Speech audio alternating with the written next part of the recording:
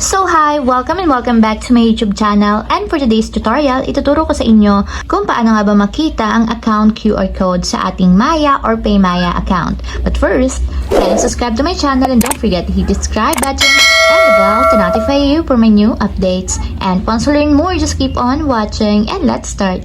So yan guys, for today's video, i-open lang natin ang ating Maya or ang ating PayMaya account. And then, pagka-open guys, mula dito sa pinakang homepage ng ating PayMaya, itap nyo lang yung inyong username na nandito sa may upper left corner.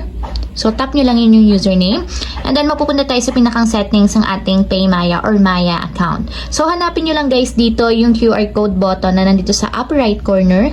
So, make sure guys na updated yung inyong PayMaya or Maya application para meron na kayong mga bagong features katulad nito.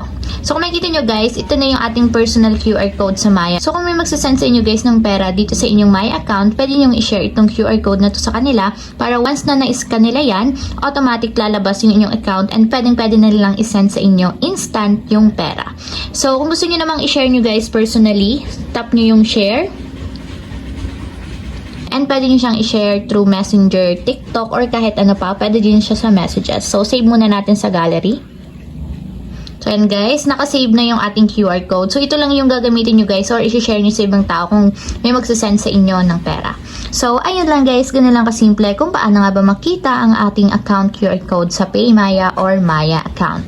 If you have a question, can you comment down below and don't forget to hit the subscribe button and the bell to notify you for my new updates. And thank you for watching!